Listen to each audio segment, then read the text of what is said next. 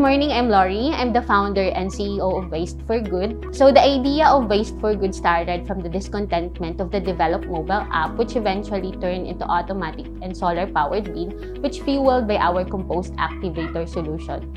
So my background is engineering. So I'm a satellite engineer who built the brains of the Maya 3 and Maya 4. I'm an entrepreneur and a mother. That's why I'm here. I wanted to build sustainable innovation for the younger generation. The Waste for Good is a social enterprise addressing food waste problem in the country.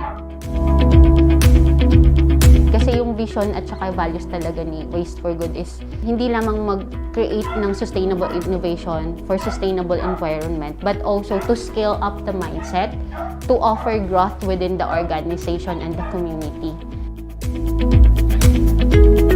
Actually, ang daming natulong ni Isip.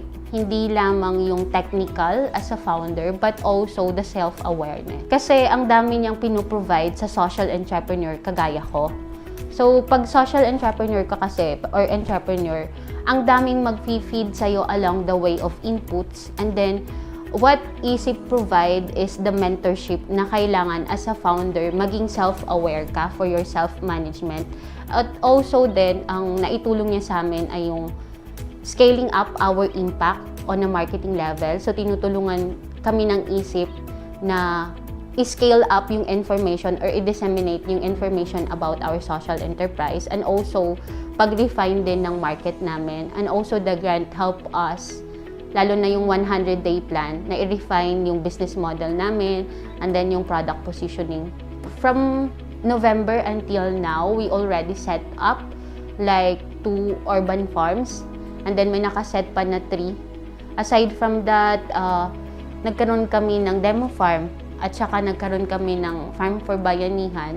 Yung mga inputs namin from our mentors sa Isip, nakatulong din yun to refine.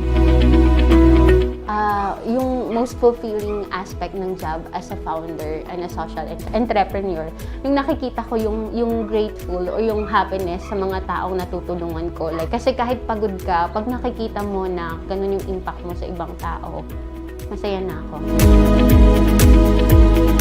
Motivated yung aming mga estudyante after their first visit. Kasi nga, meron pala within the locality an organization that supports agriculture. Maliban sa motivation dun sa pag-propagate ng tanim, another thing is ma-develop yung pagiging entrepreneur ng aming mga estudyante. Maraming salamat sa Innovation for Social Impact Accelerator, Australian Aid, UNDP, Acted, and Will Grow, kasi nag-scale up yung impact namin as a social enterprise, hindi lamang as a business perspective, but also on the community aspect.